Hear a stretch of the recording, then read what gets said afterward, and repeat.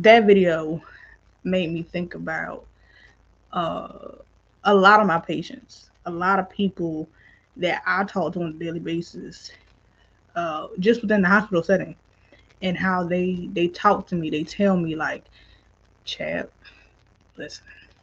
They was like, God, I feel embarrassed to ask for help. I feel embarrassed to even tell you what's going on. And I have to tell them because it's both men and women, but the majority is really with the men. And I have to tell them, it is okay to ask for help. I know y'all were taught, y'all have to, you know, do it. Y'all have to provide. You have to do this. You have to do that. If you don't, then you this. If you don't, you that. I was like, but please understand that in here environment, you can ask me for help. You can come to me and tell me what is wrong. What is your suffering? What does that look like? How is that shaped? How has that shaped you? And that has brought down the barrier. That has broke down the wall of them understanding and them being comfortable with me as a female, a young female, to be like, okay, she understands what I'm talking about, what I'm going through, even though she is not a woman. But she knows what suffering looks like. She knows what that looks like in silence, and she knows how to uh, reframe and how to make something of my situation so that I can understand better and let it be transformable. Let that be transferable because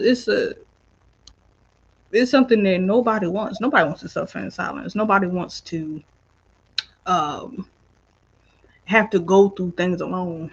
And yet we live in a world where we come into this world by ourselves unless we have a twin or a quadruplet or whatever. But we, at the end of the day, we die alone. We don't. Not a lot of people die with the surroundings of families, of a family member or a family's period. But that they die alone. They die with that suffering on their heart. They die with the the mental state of, I did all of this by myself, and now I have to do this by myself as well. And so that's my little 2 cents and my thought about it. That was a lot, but that but it had me think about all of that while I was watching the video. No, I'm not mad at it, and it's true. Unfortunately, you made me think about something like when you come into this world, you're pretty much new to everything. Hmm. You don't know nothing, but as time progresses, and your teeth start to form, and you start taking your baby steps, guess what's happening? You're being programmed Hmm. very beginning. Now, Yep. I don't know if you have that nuclear household or maybe it's dysfunctional. Maybe it's a combination. You know, our paths are just it varies in different areas, But at the end of the day, you get programmed to these things, and like you said, we'll get demonized. Oh, I had a hard day. Well, suck it up. Um, I'm bleeding. Why are you telling me? Hmm. Go get you a band-aid. Um, I'm short. I still want love, but I'm short. Well, hey, too bad. Preference, preference. So like, there's so many different things that you can look at and say, well, Yeah. who did this to us? Who put us in this position where we feel like, man, don't nobody care about what I got to say. Hmm. I can sit up here and talk for hours. Does it really matter? Is anybody listening? Right. Yeah. And it's I think it's two things. I think it's one. I think it's learned behavior. Well, everything is learned behavior. We are what's the word I'm looking for? We are I don't want to say programmed, but our brain functions and learned behavior. So it's one, learned behavior, but two, it's also um it's a generational thing. It is a generational uh, trauma bond that is passed down that unfortunately is not broken in a lot uh, in our culture. For men, it's not broken, and it doesn't get broken until early 40s to about 60s, maybe 70s, which is the unfortunate part because it's hard enough to be somebody of color, to be somebody of a male. But it's even harder that there's this barrier, this generational bond that is over top that needs to be broken at birth. Like maybe straight off the womb, but it doesn't. And that's the unfortunate part, which is why I think it's so hard for, or rather, it's so important for boys, little boys, to learn. Hey, cry. You're not a wimp. You're not a sissy. You're not a pussy. You're not a bitch. You are a human being, and it's okay to cry. It's Bang, okay bang, bang, bang. to express your feelings and express your emotions. It's not that you're gay. No, you're a human being, and that is healthy. Ask for help if you need it. Ask. If you don't, closed mouths don't get fed. But not everybody thinks like that. Not everybody put pieces like that together, and that's another unfortunate that we live in the society of world today. Look at TikTok, look at Facebook, look at Instagram Mm-hmm. and Twitter. Read some of the comments under these uploads, under these posts, and you can tell right there where in lies a lot of our issues. Yep. We're grown, we all fucking adults, but y'all still act like y'all in high school. Mm-hmm. One thing that you said too that I want to highlight, that 40 and up club, we be out here pretty much doing what the hell we want when we younger. We want to explore the world. We want to, be in and out of different shit. Life kick your ass. You hit that breaking point in that wall, and then you start reflecting on your poor decisions. And then you start to really realize, all right, there's got to be more to this. Mm-hmm. You start reflecting on, damn, am I really being honest with myself? Am I really truly living how I want to? Or am I still under this chain? Generational curses. That's what I like to refer to. When you have a system in place designed to destroy your family, nobody steps in to break that. Mm-hmm. So every bad habit and addiction gets passed on from you to the next person to the next person. Nobody knows how to stop it. Nobody is strong enough to stand in the gap and try to make things happen here. Yeah. And so you just get a plethora of depressed people, just narcissistic and all different types of shit. It's very sad, and I agree. You should be able to cry. You should be able to say, I'm sick. I'm not okay. I need help. I need somebody to fucking listen to me. Mm-hmm. I need a shoulder to lean on. I need a hug. Like, why is it that men don't even want to hug men? You look at, oh, he gay. He Yep. what? So I can't show love to this brother no more. I can't walk away from this. Like everything has to be, oh, you weak or you sassy or like, come on. And you wonder why men are suicidal, why Mm-hmm. people's their families are broken. They don't know how to have proper relationships. We don't know the difference between what a stoic man looks like and what a broken man looks like. Like all of this is by design. Hmm. What do you think one of the biggest issues is with this disconnect with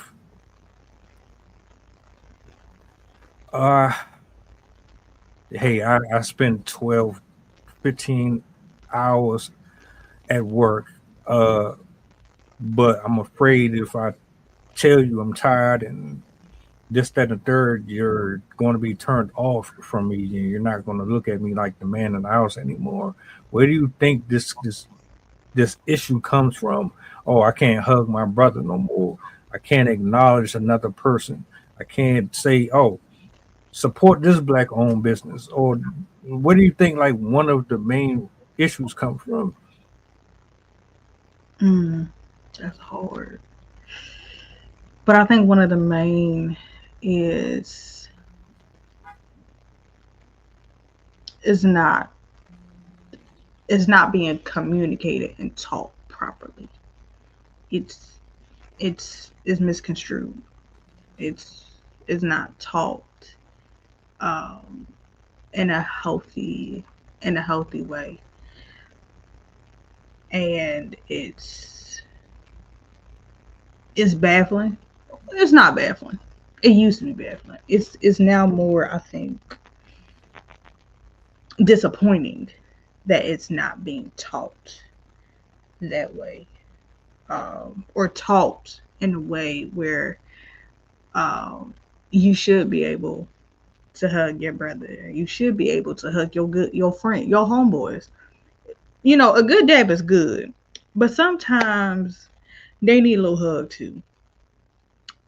And sometimes that doesn't happen until a baby shower or a funeral. They're the only two that where it happened is, or maybe a family reunion. And it's just not it's not taught properly. It's not communicated properly. And I wish that more men would stop uh, being in their head about whether or not it's uh, a gay move, or you know it's a weak thing. I wish that would stop, because it's like, no, that's not true. Like every one of my guy friends, male figures, they all know, hey, if you need a hug, I'll give you a hug. I don't care that I'm a female. I don't look at you like that, but you can give me a hug. You can tell me your problems. You can come to me and understand the mindset of behind why you are the way you are and why you do things that you do. You can do that. Now, can you do that with other women? Yeah, maybe not, because not all women are understanding, and some women will do the same thing the parents did.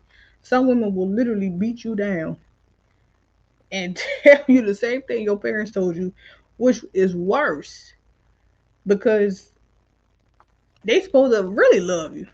Your parents' love is different than a partner's love. And if they beat you down and tell you the same thing that your parents told you, yeah, that's something that's really hard to then unravel and unlearn, and then relearn by somebody who's completely different and opposite. Communication in 2026 is trash. Yeah, it is, unfortunately. You know what I think is a big problem? The self righteousness, Mm, that judgy. Oh, you slept with 20 people at what? Ugh. And I'm not saying anybody specifically. Is yeah. like you do know that you was in the street too. Maybe not like I was, but you stole a pencil off of someone's desk, my nigga. Mm. That's a sin too. You probably lied and said that somebody did something to get you out of trouble, and you got somebody else. That's just as bad. Yeah. But it's like we have this judgy. Oh, you got the cootie, so don't touch me. But we're human, and if the Epstein files and everything happening with that has not taught anybody anything, you cannot put nothing past a single soul on this planet. Everybody is guilty of something, Mm-hmm. Yep. but it's not my place to condemn you. I don't have a hell or heaven to put you in, Nope. because whatever God wants for you, it don't matter what I say. It don't matter if I want to be your friend or whatever. If he got a purpose in the calling for you, he going to get you there, one way or another, willingly or yeah. But I want people to always feel like you can come to me no matter what it's about, and I'm not going to look at you differently. Mm-hmm. Now, I might have to move different for certain situations, Mm. but I'm not going to be the one to say give them life or give her life or throw the book at her. I'm not going to do that. But I want you to feel like you can be open about what's going on with you. Maybe I can help you. Maybe you just need somebody to listen. Maybe you need an accountability partner. I don't ever want someone to feel as if you have to do things 100% on your own, because we're not on this planet to do everything on our own. Not at all. Not at all. That's like I tell my patients all the time. Everybody needs somebody, because if you do this alone, it doesn't end well. And everybody, and as human beings, we are meant to be around people. We are meant to, if not emotionally, but also just physically be around people, because it gives off, not necessarily energy, but it gives off the motivation to be able to continue to do life. And when you don't have nobody, when you don't be around people, little to none, your body literally will decline. Your body will literally start shutting down, because it is not getting the, what is the word? Is it the dopamine? One of those, but it's not getting that on a daily basis, and so the body will just start shutting down. It's interesting and fascinating, but not a lot of people believe it until it happens. Yeah. I've been on the side of the prideful, and it does nothing but have your foot shoved down your throat, and then you get to crawling to a person that you wish you would have just said something to before, but you didn't want to say nothing to them Hmm. because you ain't want them thinking that you are less than. Or look, man, get that out of your system quick, especially right now. 2026 is not out of time to be, oh, I can do all this by myself. I don't need no man. I don't need That's a no. lot. Yeah, you keep on thinking that. Keep on. You went for a rude awakening. And a part of the problem is everything has to be about drama. Mm-hmm. You talk about solutions or finding ways to heal. Nobody wants to really go down that hole because that requires you to be vulnerable. Yep. And vulnerability means that you're not Superman. You don't have plot armor on. You're not bulletproof because you've been hurt. You've been scorned. Maybe somebody took advantage of you or used you to the point where you just feel like, all right, man, screw all this. I'm not about to keep on getting manipulated and played. So the systems are already turning us against each other. Yep. Now people in the house is doing it too. Nah, no, can't do it. And that's a lie from the pits of hell. Satan want people isolated. The enemy don't want you in no type of fellowship, no type of community whatsoever. And if you are a part of one, are you sure you're a part of the right one? Mm-hmm.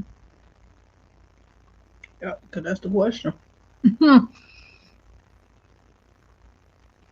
A yes man, and that go for man or woman. That is not somebody that you want around you. Oh. Someone who has known you for years and they can tell that something going on with you and they kind of just ignore it and they don't say nothing to you, that ain't somebody you want around you. Period.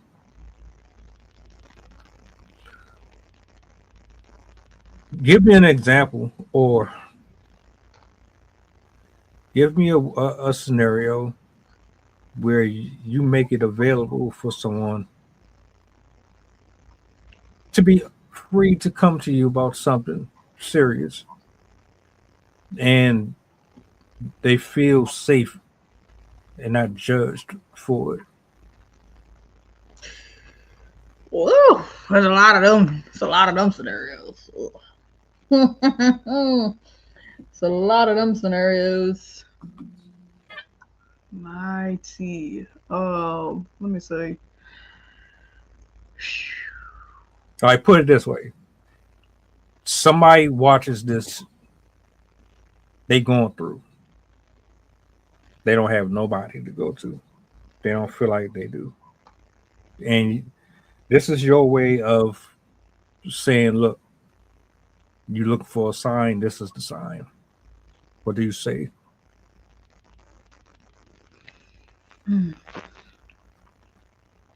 what do I say?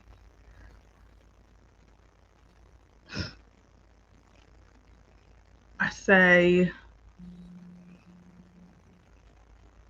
oh man, I like your second and first one better. Well, let's touch on the first one then.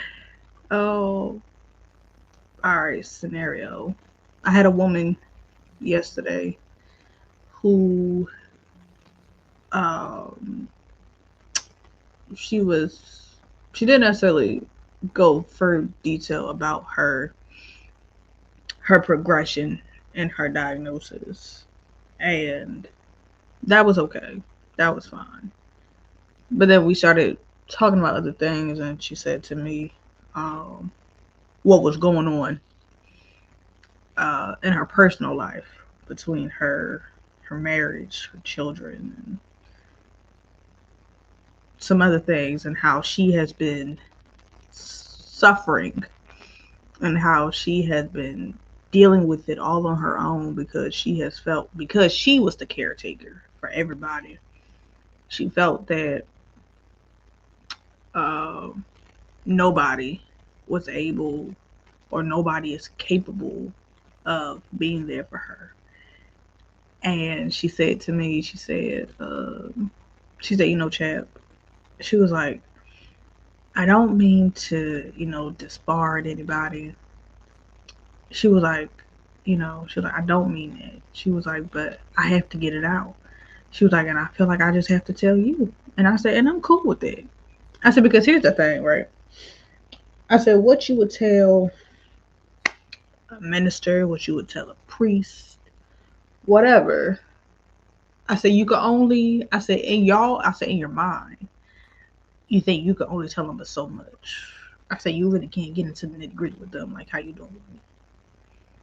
I said, but the thing about me is that I said I will keep. I said whatever is said in this room stays in this room.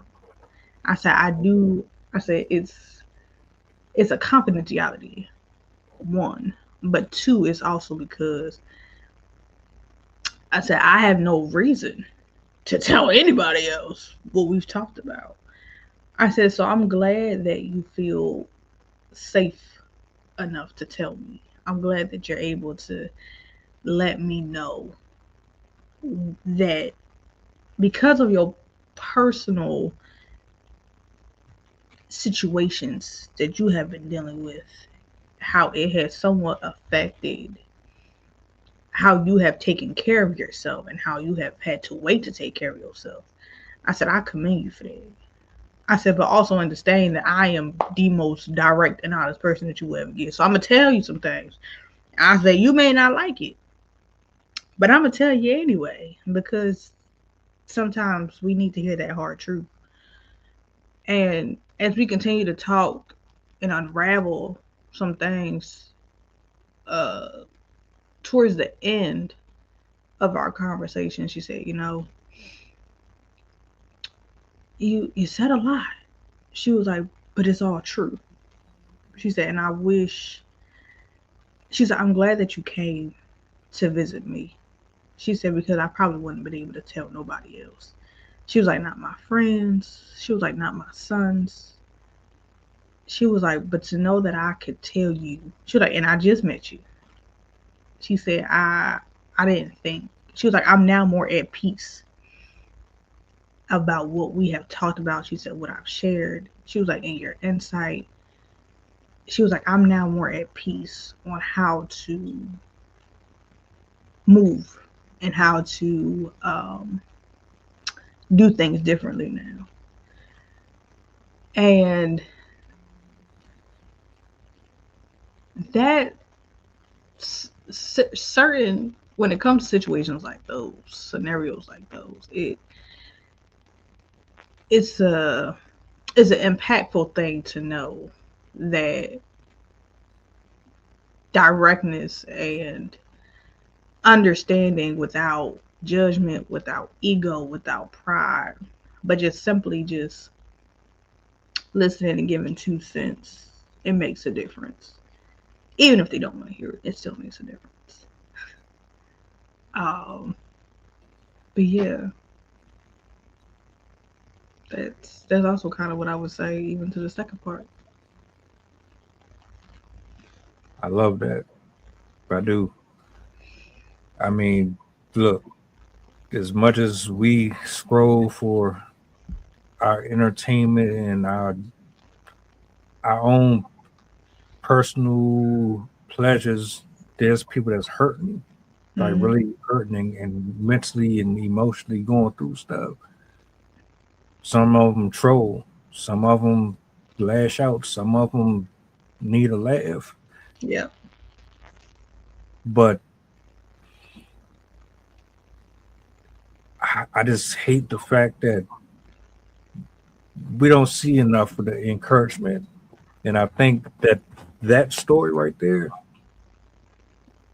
amazing, amazing way to show that there's people that know how, if you're in the right place at the right time, there's people that will definitely be there, will be that ear and those eyes for you just in case, there's so many folks that's not here right now that should still be right here. All they needed was to get it out. Mm-hmm. Period. I'm There's nothing corny about being vulnerable. There's nothing weak about walking away. There's nothing weak about shedding a tear, um, saying that you're tired, that you need a break. Yeah. Um, we're not machines. Everybody has to rest and get sleep and eat and readjust. And, come on, man. And it's not like it's somebody from outer space. It's us doing this to us. Yep. We're the ones that's condemning us. Oh, you ain't worth nothing. You ain't a part of society if you can't contribute. If you can't gross $100,000 a year, you're not worthy of this and that and the third. If you have a psychotic episode, we just send you to jail. Mm-hmm. Where's the real rehabilitation? Why are you just putting people back on the street that actually need help? And then when they end up crashing out and killing somebody, blood's on your hands because you could have prevented that. But you see, you just wanted that paycheck. You gave them a couple pills and you sent them on their way.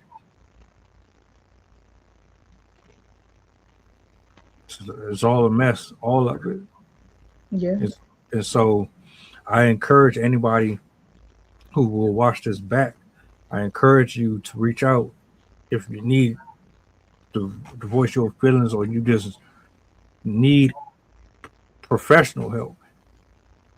Yeah. I'll direct you in an area or to somebody who can actually help you out more than I can. That's the whole point of community, man.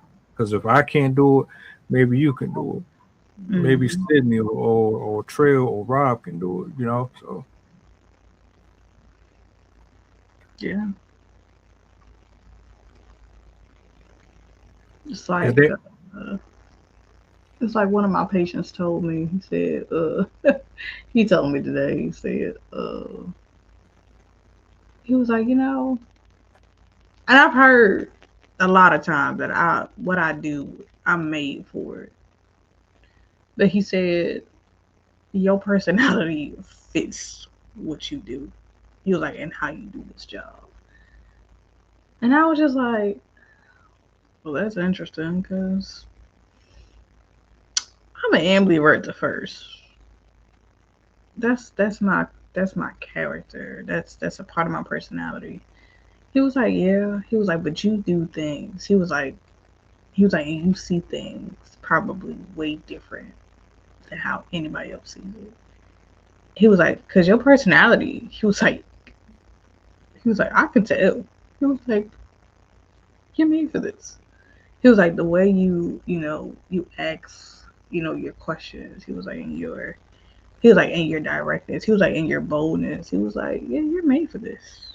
And I was like, and he said all that to really say that, like, whatever you do in life, whatever your purpose is in life, let it be revolving around your personality because that will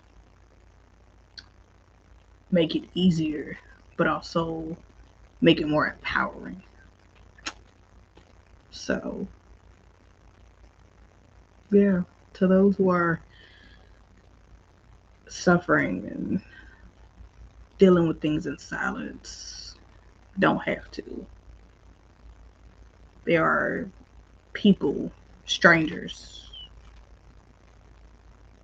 who lend and deal build community off of one thing, off of one story, and it grows.